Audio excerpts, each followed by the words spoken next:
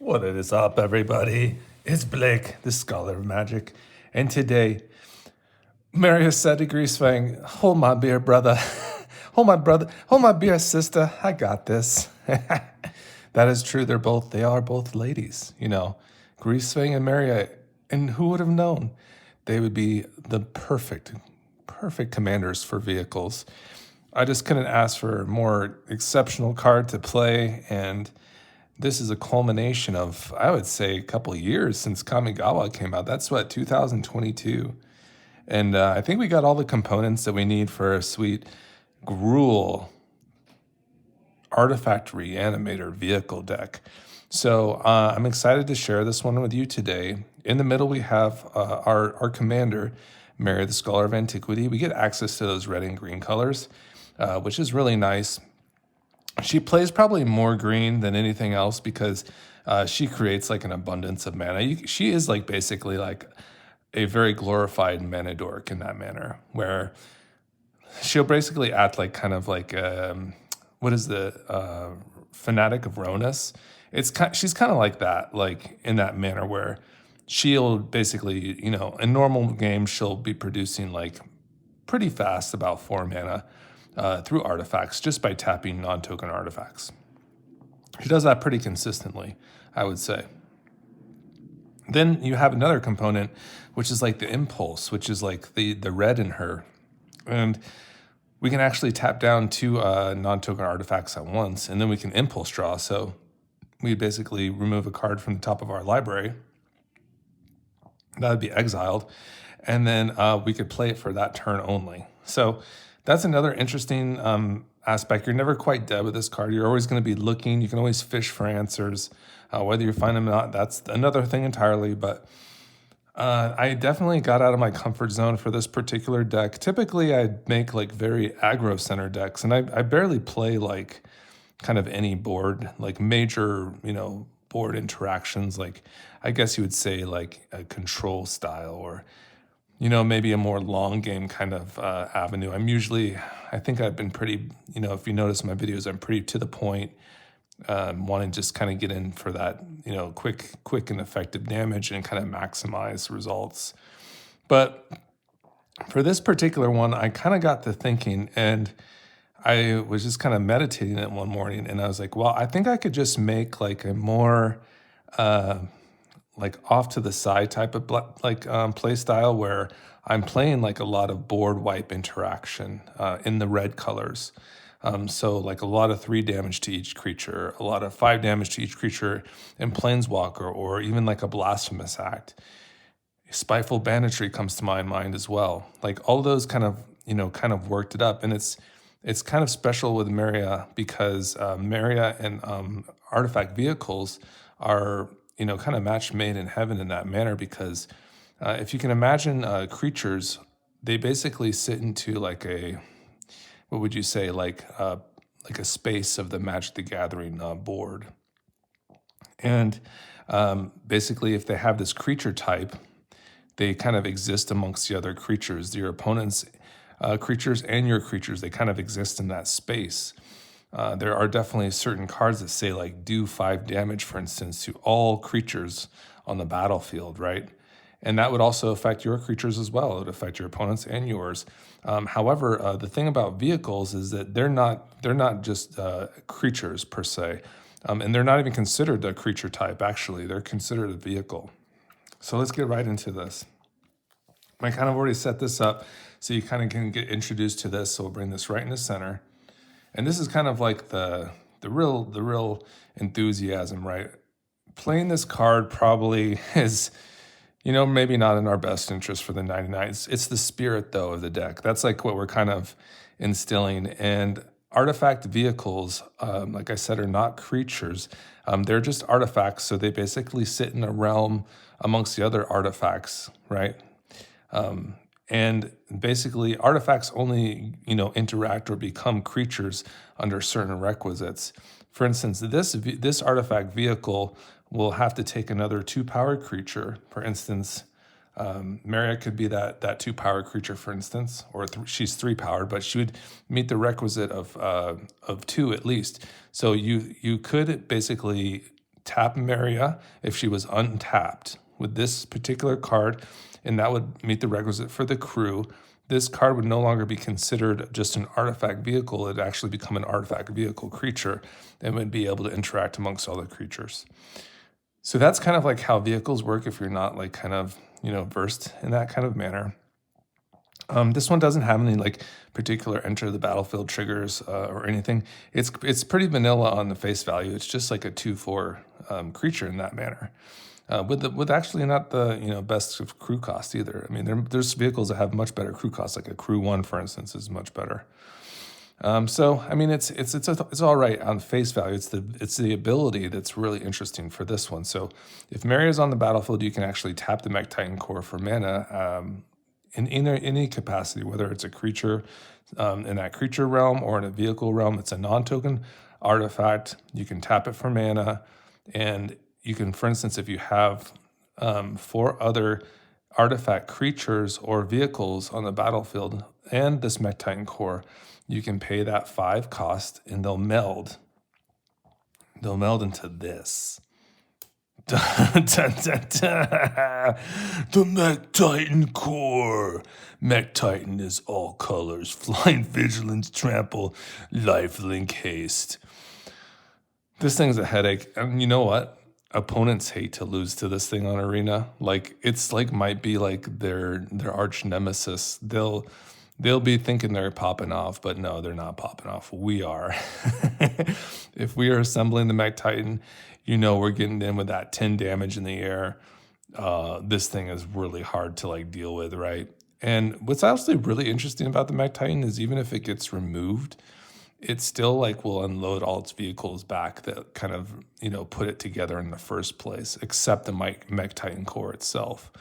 So that's also really interesting. So if you have some nice enter the battlefield, things that, for instance, that you like assemble the Mech Titan with, like for instance, a Thunderhawk gunship, and the Mech Titan gets removed, this thing will just enter the battlefield again, and you'll get two white warrior creature tokens. So that's kind of an interesting kind of interaction that, you get those enter the battlefield triggers back. So we love this.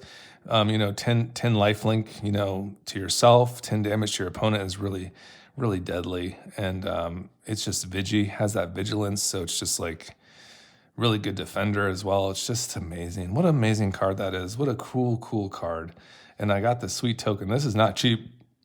Luckily, a homie at the LGS had it, and I traded for it. But otherwise, it's like an $11 token. So it's like 50 times the cost of like the Mech Titan core itself. But how funny is that?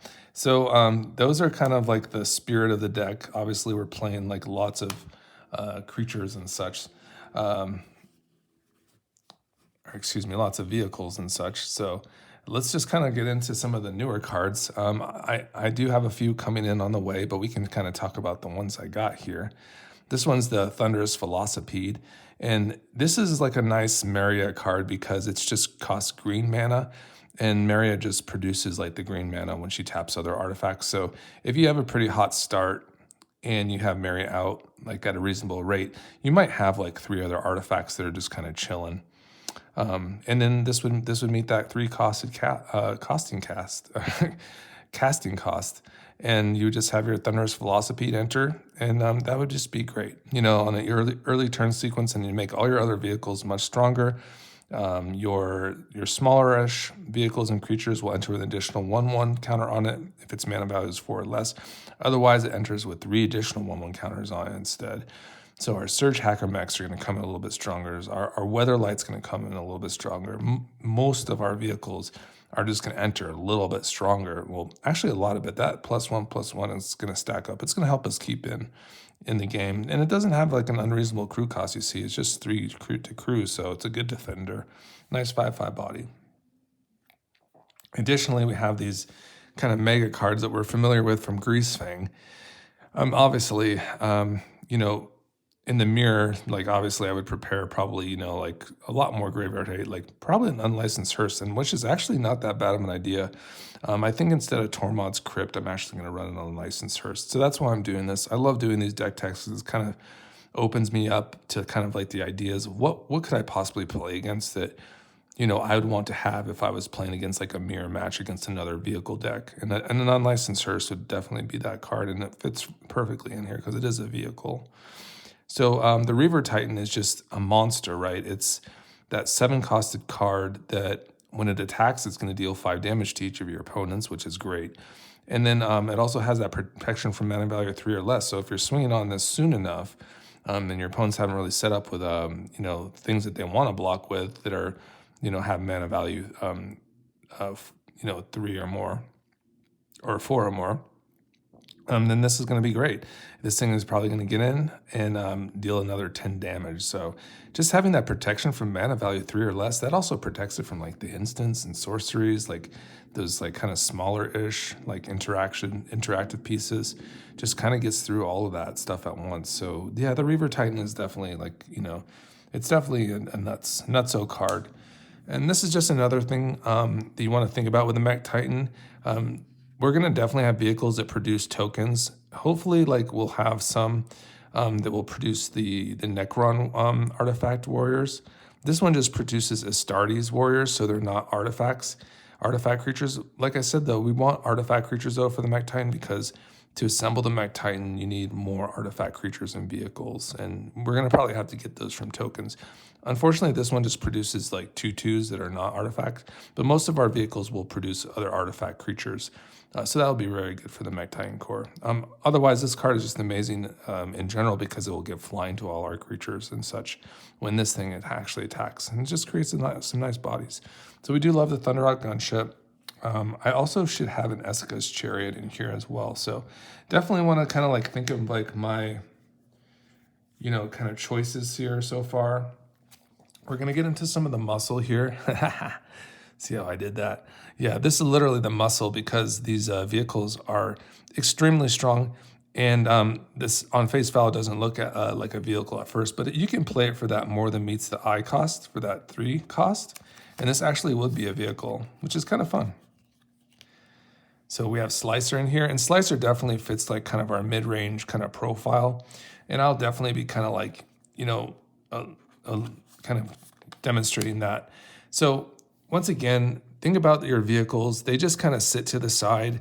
They're just not like in that presence of like, you know, they're not in danger of wraths, you know, wrath of God, you know, burn down the house. These other things, obviously farewell is going to hit them, but even like a sunfall, they completely dodge sunfalls, and you know, for the most part, I'd say like under most circumstances. So probably all, especially because your opponents are the ones playing that, and unless you like had to like, you know, do an insane block on you know, one of your opponents, and you had to bring out a vehicle, I'd say your vehicles are mostly safe. So this is just kind of like the way that I think that it will be best for this particular deck. And it really works out really quite well. And you'll see kind of like how we have some swords in here as well. Slicer just fits all those buttons at once. It's a perfect card for this. It could get offensive against our opponents. It can accrue value with some of the equipments that we do play in this deck.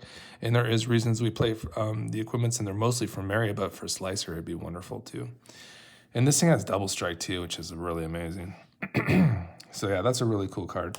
And Surge Hacker Mech, this is just gonna like stack up our vehicles. It's gonna see a bunch of other vehicles that we have and just do more damage to a target creature planeswalker based on that, and be a nasty 5/5 menacer. The Smuggler's Buggy is just another really cool one here for us. The Hideaway 4 is really nice. And then when it deals and connects damage to a player, you may cast that exile card without paying its mana cost.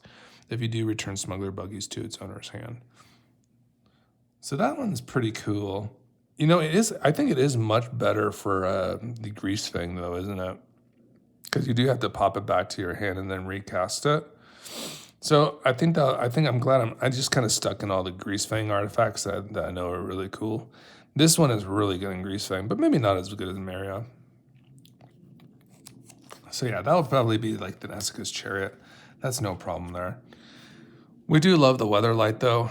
This thing is just a flyer that We'll also draw and reveal, and when it does combat damage, reveal the top 5 cards of our library. And we can reveal a historic card from among them and put it into your hand. Put the rest on the bottom of your library in a random order. And a lower crew cost too. So this will also, Meria is very easily crewable for this. There's also lands that we actually have to play to kind of also give us a chance. There's a little bit of a tech that I got into the brawl. One, for instance, is the mech hanger.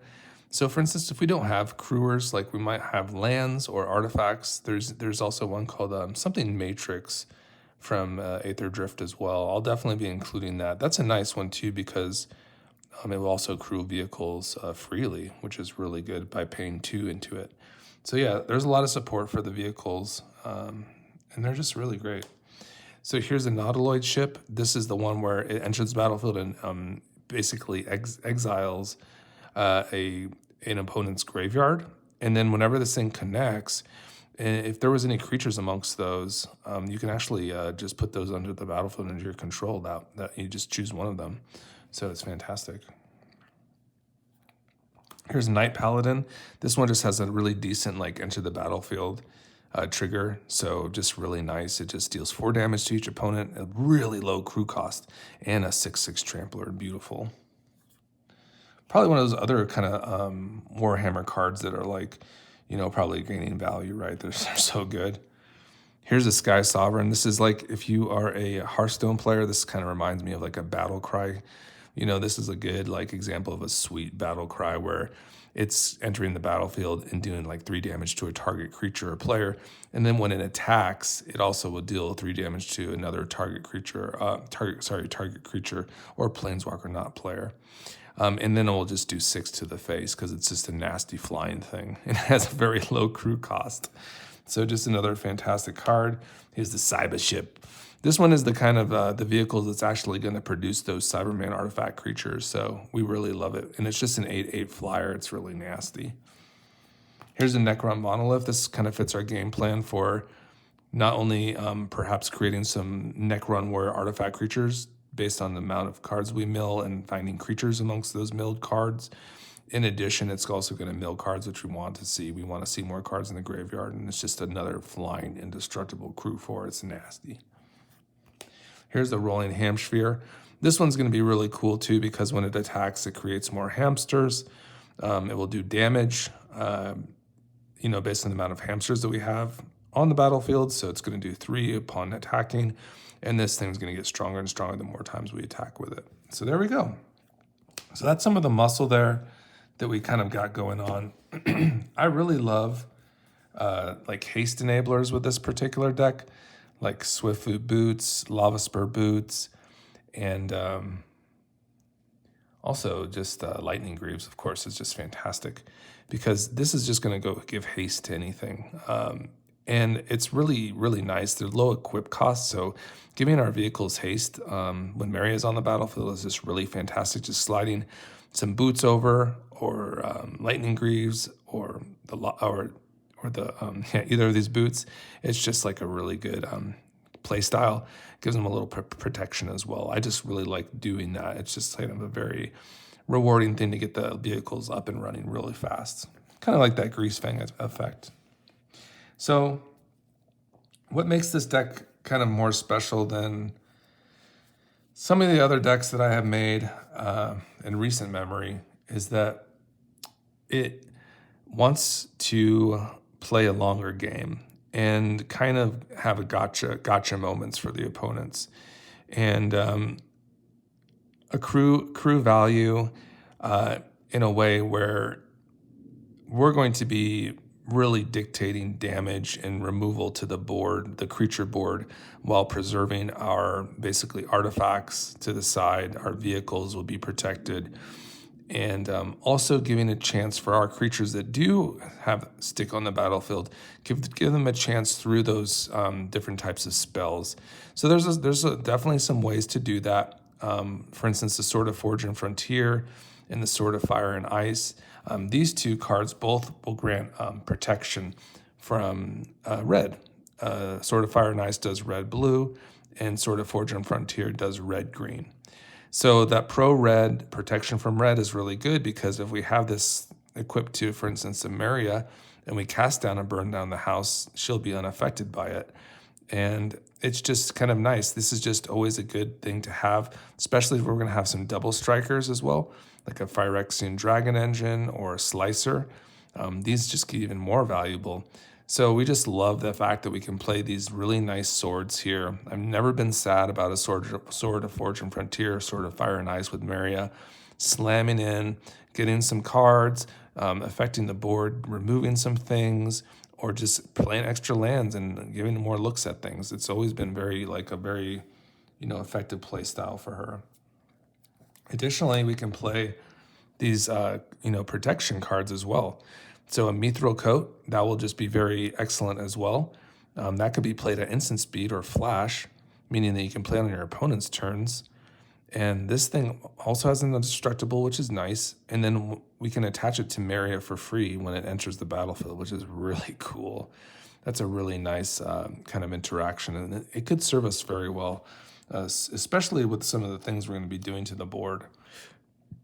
Here's Commander's Plate. This probably gets Meria out of most of the cards that will, remove creatures from the board because it will put her to a 6/6 when it is equipped to her. So this is just another nice choice for Meria, just to kind of get her a little stronger, protect her a little bit, perhaps even help crew some of the vehicles or a vehicle at a time. That would be very nice. So here's some of the ways we're kind of going to mess with the board, right? Or the creatures. For instance, let's read this. Spiteful Banditry, X, red, enchantment. When Spiteful Banditry enters the battlefield, it deals X damage to each creature. So we pay 3 into the X and then 2 red. This card will deal 3 damage to each creature on the battlefield. Fantastic. Whenever one or more creatures your opponents control die, you create a treasure token. This ability triggers only once each turn. So as long as creatures are dying throughout our turn and our opponent's turns, we're gonna continue to accrue treasures. It's a very valuable card. And not only that, it's just going to act as like it's really gonna give a headache to a lot of these decks. They're really all in on creatures, and I'll tell you guys, there really is a lot. It's a fruitful world if this is like how you want to play. Like I kind of demonstrated this in one of my brawl games the other day, and we were playing against Mendicant, and these things just completely wipe them out. Like I'll drop 2 artifacts on the vehicles on the battlefield, and then I'll play for instance a Brotherhood's End that deals 3 damage to all creatures. And they got nothing left. There's literally nothing for them. And then we just clean them up with Surge Hacker mechs, We're just cleaning up with spot removal from there. So these are really nasty cards. They're not wraths. They're not going to remove everything, but we don't always want to remove everything. We might want to preserve our stuff, So that's what's really nice about red, is that it's about kind of power. And are you able to have a game plan where your stuff is going to live through these things? And I think we have set it up where we will, and we say yes to that. So I thought probably one of the cooler things I could ever probably do with Meria is impulse into a delayed blast fireball, because then it would go into exile, and then we would deal 5 damage to each opponent and each creature they control instead. That would be insane. So yeah, this is kind of that just makes me happy. It's just to imagine that kind of sequence where I'm impulsing, and looking for some gas, and I just run into something like this and just completely screw over the opponents. That just seems amazing to me, especially with Meria. Here's Blasphemous Act. This thing's just gonna take out the board. Sometimes we don't really mind removing Meria if it's going to mean that everybody else is going to lose so much. We can just recast her for 5 mana. It's really not a big deal, and she'll get busy once again. We can recast her. She's a low-cost commander, so, if Meria takes the L sometimes, we're not, in general, our game plan is going to get through it. We're gonna outlast a lot of these creature decks. So the Blasphemous Act is just perfect. Just be less to cast for each creature on the battlefield, and then Blasphemous Act deals 13 damage to each creature. So a nice one there for us. Here's Brotherhood's End. Likely won't be using it for that, destroy all artifacts with mana value 3 or less. In some circumstances, perhaps, but mostly we'll just be doing that 3 damage to each creature and each planeswalker. There might be some weird instances of Scrap Mastery where when we have a scrap mastery and we want to like, have our opponents sacrifice all their artifacts and they don't have much in their graveyard, but we do, So there might be some instances where, Brother Citizens can like maybe co-op with that, but otherwise I think it's just going to be used for that 3 damage to each creature and each planeswalker. And here's Burn Down the House. What a fantastic card here. It just really bailed me out a bunch of times. You never hate to see it here. We have plenty of mana. We can tap our artifacts down. We can pay this. We can have additional follow-up plays. It's just a lot of versatility here. And we're going to be like, once again, like I said, having our board really clean, and we're just going to be having more things than our opponents just because we're going to have, these vehicles that aren't affected by this damage to each creature and each planeswalker, because they're not creatures, they're just artifact vehicles. So that's kind of the gist. That's kind of like our kind of little feng shui-y, we're the art of the war or whatever. This is what we're rocking and rolling with. So let's just kind of get into this. I think this is going to be an unlicensed hearse, but 0 artifact cards are really important. This is like our interaction. So we're going to be playing Vandal Blast, which will hit all our opponents' artifacts if we overload it. Haywire Might for those really problematic enchantments that we wouldn't otherwise be able to interact with, or artifacts. Hope of Girapur to kind of delay maybe an opponent for a turn that might be like, gearing up for something big with their non-creature spells. Should be really frustrating to play against. Beast Within, this is just a nice one that hits any non-land permanent, and in exchange the opponent gets a 3/3 green beast. But this is a game-winning card because it's at instant speed, and if someone like drops something really problematic, all of a sudden you have a Beast Within available, you just remove it. It's like that easy. Here's our Mishra's Bauble. These are nice because they get into the graveyard. This is kind of like our graveyard like synergy. We build a graveyard up. We're going to put lots of cards in there. These can also be used for adding mana or impulse drawing. So they just are so multifaceted for Meria. So we love like the Mishra's Baubles. We like the Urza's Baubles. And it's like really up to you to decide like when you want to pop them. Like if you have like sequences where you'll need the mana, or you think you'll need the mana, you keep them around. If you don't, then pop them. Get them in that graveyard because, at the very least, like we could get them back with like a scrap mastery, for instance. Like we can get value from them later. We can get value from them from our Underworld Breach lines. There's just a lot of ways to get value from our graveyard. So if we're going to be playing the graveyard synergy, we definitely want Noxious Revival, to return cards from the top of our library. Shriekcorn to build up that nice graveyard. These are all nice artifacts. Can be tapped for mana. This one will build the graveyard as well, and it's a vehicle, Smuggler's Copter. Reckoner Bankbuster just to get some nice cards. I think that this is more value orientated. It just kind of snuck its way in there because it is the Bankbuster. But yeah, this is more like card draw, but I just love it as well. So good. In addition, we have the sweet goblins that are going to interchange artifacts on our battlefield for the ones in our graveyard. So you can exchange treasures, for instance. Like if that Bankbuster pops off and produces a treasure, you can exchange that treasure with the Goblin Welder for like a 9-costed artifact in your graveyard all of a sudden. So you can skip curves, and that's just powerful stuff. You have your Goblin Engineer. This one will actually be probably our most valuable card because it will actually put any artifact in the library into your graveyard, which is just a really nice thing. It's like basically a 10 times better version of Unmoored Grave. We take anything because you can actually get value from it. You can tap this down and pay red and then exchange like a lower costed artifact for up to a 3-costed artifact in your graveyard. So it's fantastic. The real big thing about that is just, oh, hey, let me put a Portal Phyrexia into my, graveyard, and now let me play a Trash for Treasure for instance. And now I'm just exchanging that sequence like for 5 mana. I invest 5 mana. I already had an artifact on the battlefield, and I Trash for Treasure that artifact for that portal that I just put in there with a Goblin Engineer, and it's fantastic. So there's your Trash for Treasure. It's fantastic. These all are redundant abilities where they're just sacrificing artifacts on your battlefield for ones in your graveyard. There's Duretti. There's Scrap Mastery, of course, which is just another sweet one where we can actually, if we build and accrue a nice, juicy graveyard, we can sacrifice the artifacts that we have on the battlefield and then put all the all the art, all of the artifacts in our graveyard onto the battlefield from our graveyard. So that's really nice stuff. Everybody would do it too. It's a really interesting card. Duretti, the new one from Aether Drift is going to be fantastic here. And that one is just more redundancy and also gets it when it attacks. When it enters the battlefield, it will exchange artifacts on your battlefield for the ones in your graveyard, and also when it attacks. So it's really good with those hasty artifacts that we have to. Scrapwork Mutt for just being mana. It can produce mana. We can get it back from our grave. And it also loots, so we'll draw and discard. Fantastic. This is the Volatile Wanderglyph. I just kind of put this together here, so that will be going in as well. Volatile Wanderglyph is just another redundant way to kind of continuously loot cards into your graveyard, which is amazing. Underworld Breach, this is that card that, is going to give us a really nice selection. We might put like a One Ring in our graveyard. We might put another nice vehicle, and we might just want to start getting that sooner than later. So a Shriek Corn can really start busting things open.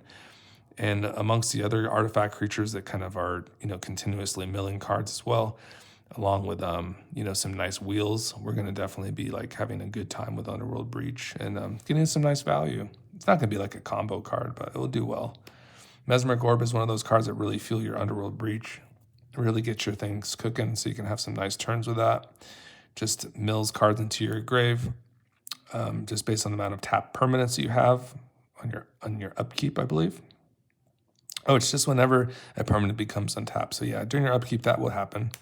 I did put a Wheel of Fortune in here because I thought this deck probably serves it well. And I actually just have had this discussion at the LGS, and people, this is obviously something that's found in faster formats, CEDH, but I think it's fine here. I think it's kind of fine to sometimes put in a card that's very powerful in your deck. And this seems to be people just like this card a lot. And I do too. I think it works really well here. So I'm not really sad about the Wheel of Fortune here. This is a proxy, of course, but maybe one day we'll get a real wheel, like a white bordered one. That'd be kind of fun. I'd have to probably trade up for that one. Here's the Phyrexian Dragon Engine, and this is just that beautiful Unearth card. We're going to be putting so many cards into our graveyard, and we can just get value from this, and it's a nice double striker. Kind of does all those things. Really nice card. Brass's Tunnel Grinder, I just get more and more in love with this card the more times I play. It's just a really nice selection piece. You can really get through your deck. Definitely a thinking man's card. You have to kind of pick and choose what you think you want to hold in your hand, and then kind of go from there. But it does accrue an additional card. And then when it flips over into that land, that Discover is really nice on it. So yeah, I'm a fan of the Brass's Tunnel Grinder for sure. In fact, you can tap it for mana with Meria is really great as well. Here's the Ox of Agonis. So this one is just another amazing graveyard payoff. It's just two red if you have 8 other cards in your graveyard, and you just exile them, and then you can just recast this. It will come into the battlefield with an additional 1/1 counter on it. You'll just discard your hand, then draw 3 cards. Really good options there for the Ox. Here's the Portal, probably one of our best hits in the deck for the, reanimating. Just definitely takes care of the board. Puts your opponents into shambles. They have to react to it. They have to deal with it. It's on par with the most strong, blue kind of gameplay styles. It's kind of similar to a Cyclonic Rift in that manner, where it just kind of dictates and removes stuff and gives you an opportunity to, get more value from it later. And so this is a great reanimation target. It goes into all my, graveyard decks for sure that can reanimate stuff. It is a hefty cost, that's for sure. It probably looks better in Meria than a Greasefang because Meria can just produce so much mana. Here's the aforementioned 0 mana cards. So these are all ramp. So this is our ramp section here. So let me just kind of get this down. Just kind of shuffle through these real quick. Paradise Mail just turns Meria into an artifact mana rock herself. And then you can tap it for mana too. These beautiful 0 drops, Mox Amber for our legendaries. Mox Opal for seeing a bunch of artifacts on the battlefield at once. These go hand in hand, Mox Amber and Mox Opal with Ragavan, because Ragavan will turn on your Mox Amber, and then Ragavan in turn will make treasures and turn on your Mox Opal. So you can have some pretty hot starts with that. You have Birds of Paradise, Delighted Halfling, Soul Ring is also like super busted. There's a new artifact vehicle that's 3 mana. The Lumberjack, they'll actually bring lands from your library to the battlefield upon entering and attacking. It's a massive card. It also has power dictated by the amount of lands you have, which is really strong. There's the Head Shredder. Also, really like a Wombo Bombo combo is the Head Shredder and Mesmeric Orb. And basically, each time you mill a card from your library into your graveyard, if it's a land, the Head Shredder will see that and put it right on your battlefield tapped. So if you're milling like 10 cards at once with a Mesmeric Orb and you have a Head Shredder, each instance of those lands that you mill from the top, they're going to go on your battlefield. It's fantastic, and I would consider it a big form of ramp. Otherwise, it's just going to be built in the graveyard when it attacks. It's fine. It's great. Also, your commercial district will set this off, your surveillance, your Shriekhorns. There's just a lot of cards that kind of just set this thing off, so it's really wonderful. Here's our value. So we're going to get into like some value here. So let's just get the sweet value. We're playing like, once again, like a more of a mid-rangey style, so we can, obviously we're probably playing Sylvan Library and One Ring already, just to amass a bunch of cards. But then we get into like a Chameel, which seems like a really fun choice, and like the Immortal Sun, which is just amazing here. Reducing the cost of our cards, giving us a different, an extra card on our draw step, and creatures you control get 1/1, and turns off Planeswalker loyalty abilities. Fantastic. We love the Immortal Sun, probably even more than Chameel, but Chameel's great. It makes our spells uncounterable, which is really nice. And at the beginning of our end step, we'll discover 5. So we kind of just roll the lottery ticket there and, maybe get into like a Night Paladin or, Thunderhawk Gunship. Who knows? Anything that's like 5 mana would be really nice. We have lots of nice hits for that. So I love it. In that Discover, they are non-land cards. So it'd be like more of our permanents, right? Wait, it's non-land. Wow. So just any card that's 5 casting costs, even like your instants and sorceries. How cool. Okay, so here is Gamble. And these are just like some tutors, right? You have to have them. I feel like you have to have them. The game is so punishing like nowadays. Like the massive cards that what this game does is like you really need to like gamble. Like literally, you must gamble. You have to. Yeah, because sometimes you just need that card. And this will help you get there. You'll have to discard a card at random, and hopefully it's not the card that you wanted. But sometimes you need to find that Mesmeric Orb, or you need to find like that Trash for Treasure, or something that's going to get you there. So that's maybe a removal piece. That's the card that's going to do it for you. Also, Worldly Tutor similarly can find us some nice creatures that we have in this deck as well. The goblins are fantastic. Those come to mind like immediately. A Slicer would be probably pretty cool to tutor up. Here's some just tech lands. Once again, I'm going to have to put the Mech Hanger in here as well. And I think we'll be pretty happy with that to start. And then we just have some nice dual lands here, or some nice channel lands. These are just all our tech lands. So Silken Zon will make tokens. Urza Saga will produce colorless mana. We have the option to create that token construct. We can also, on Chapter 3, we can find like the Shriekhorn or Soul Ring or any of the other 0 mana cards that are artifacts that are not colored. We can put those on the battlefield immediately. So that's a really nice way to do some rampies. We have just some nice duels here, some removal with Shatter Skull. Fomori Vault's going to see all the artifacts on our battlefield. And then we can like kind of dig a little bit and start putting some cards that we really want into our hand if we ever start, maybe needing a little selection to say. Because we will have portions of Meria where we'll basically have over 10 or 12 mana pieces available. And you're just looking for like that next thing. So here's Disciple of Freyalise. That's just a really nice one. It could eat one of our artifact vehicles. We can draw a bunch of cards and gain life. Boseiju to take out some problematic artifacts or enchantments. Seems like a really good idea. Really great card. Arena of Glory to give haste to our homies. Shifting Woodland to get in our graveyard and become that permanent for the end of the turn. And once we get Delirium, sounds awesome. Mycosynth Garden to copy our artifacts. These are probably the most tech lands that you can run, and they're just amazing. It's just copy any artifact, by paying amount of that casting cost for that particular artifact, and it becomes a copy of it. You can get your swords going. It's just great stuff. Stomping Grounds. Yeah, these are all just really nice dual. There's a Commercial District, which will surveil, which is fantastic. You have your New Verge, the Firelight Thicket. Some really beautiful dual lands here. Ways to get into our graveyard with Balaged. Ways to remove things. There's just never hated cards. I love the Bridgewater's Battle and Stomp. They go in all my decks now. They're just really, really amazing for removing and like, you know, interacting with your opponent's stuff. Then or act as lands. So again, that's the Stomp and the Bridgewater's Battle. Just amazing stuff right there.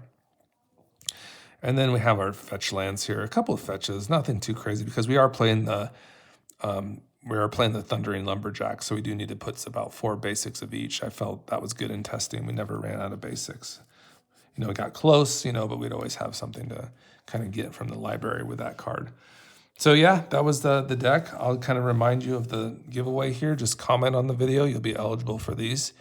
That'll be for our 400 subscribers. So we're looking forward to that.